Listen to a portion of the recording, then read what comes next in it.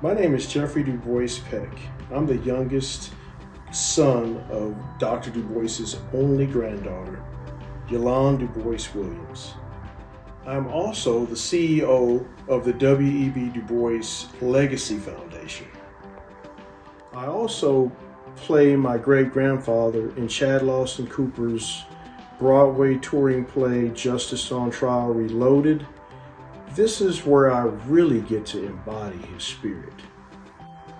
As the youngest of the great-grandchildren of W.B. Du Bois's only granddaughter, I feel that after her passing in 2021, it was time for me to step forward and carry the torch of this incredible legacy. It's an honor. And when I look at all that he's accomplished and all that he has done in his 95 years of living, it is just so much, and it is enlightening for me to be able to be a part of carrying this torch. I think that he's touched many professors and many people that study history, but at this point in history, not many people know as much as they should about Dr. Du Bois.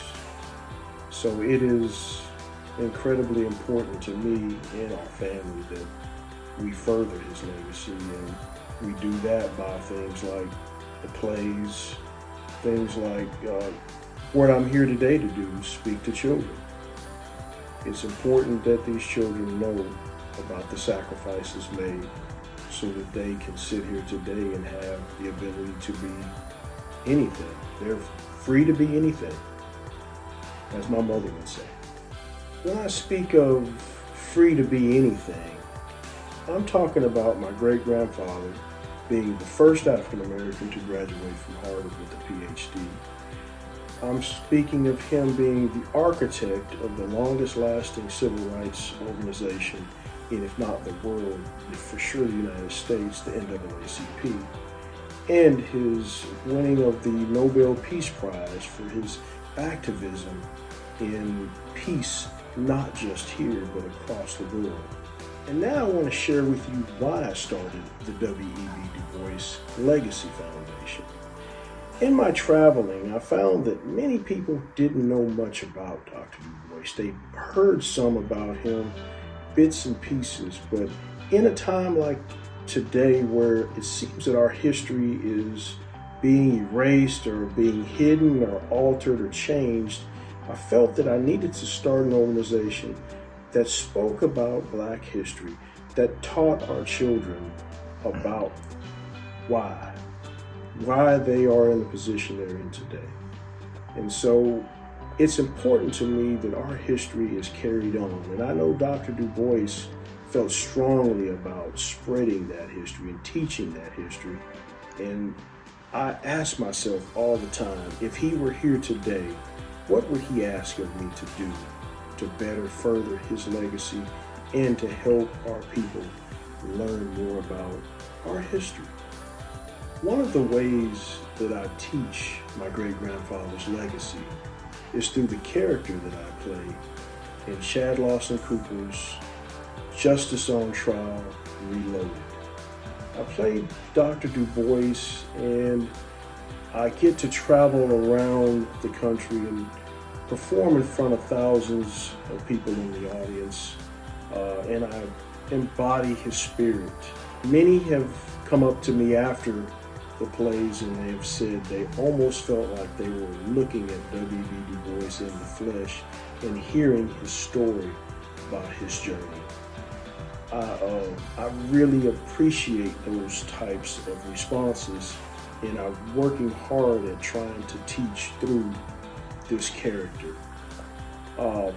My mother had her way of teaching. She was a professor at Xavier in psychology, and I took a little bit different of a path in teaching Dr. Du Bois's legacy. Before I arrived at this point I was a famous drag racer, and I rode motorcycles and drove cars. I used what I felt was his influence to be great, but in a fashion of competing. And as one of the few African Americans out there in the country at that time racing motorcycles, was a strong influence on many that wanted to do what I was doing. I even had the blessing of going over to South Africa and racing in front of 60,000 people, and most of them were people of color that had never seen so many black gentlemen ride motorcycles, and they just were fascinated by it. I gave away hats and shirts and memorabilia as if they, just couldn't believe what they were seeing.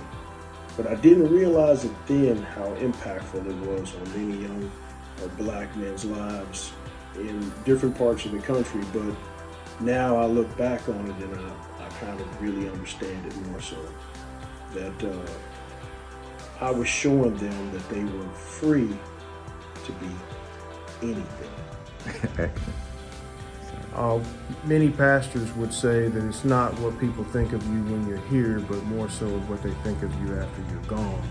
And you know that you've done great things when your name comes up again and again, anywhere from 50 to 100 years after you've lived and walked and breathed and touched so many lives. Mm-hmm. And so that, I think, is the thing that comes to mind and touches me the most, to know that his impact was great then, and it's even greater now as we look back at what he's done. And you are literally the evidence of that impact, so you're carrying that legacy.